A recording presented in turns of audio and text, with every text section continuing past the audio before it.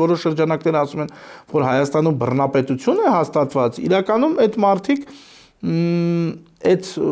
տխմարաբանությունը թող ներվի ասել արտաբերելով նույնպես ըստ էության այդ հիբրիդային պատերազմի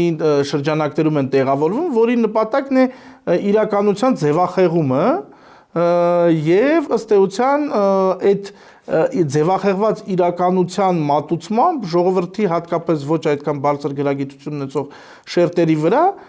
ներազդում են եւ դրա նպատակն է նաեւ պետական ինստիտուտների գործող իշխանության նկատմամբ հանրային վստահության նվազումը, այսինքն դա է նպատակը եւ բնականաբար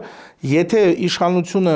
չի պաշտպանում ժողովրդավարությունը ոտնձգություններից, իսկ ժողովրդավարության եւ դրական կողմը եւ ուժեղ կողմը եւ թույլ կողմը միաժամանակ նույնն է, դա ազատությունն է։ Եթե դու այդ ազատությունը չես կարողանում պահել թույլատրելի շրջանակներում, դա բերելու է համակարգի փլուզման։ Դա է պատճառը, որ ժողովրդավարությունը շատ ավելի բարդ համակարգ է, քան ավտորիտարիզմը։ Դա ավտորիտարիզմը ըստ էության դա մահակի պայմանական ասած ուժով պահվող համակարգ է, որտեղ որ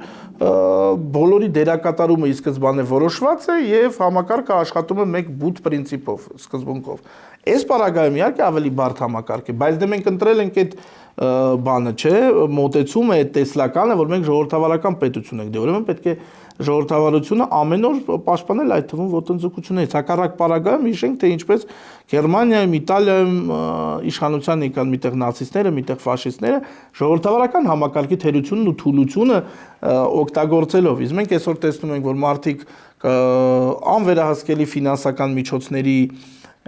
այսպես ասենք, օգտագործմամբ հակապետական քարոզ են տանում, մենք տեսնում ենք, որ չկա սահմանագիծ ընդհանրապես քաղաքական եւ ոչ քաղաքական ինստիտուտների մեջ,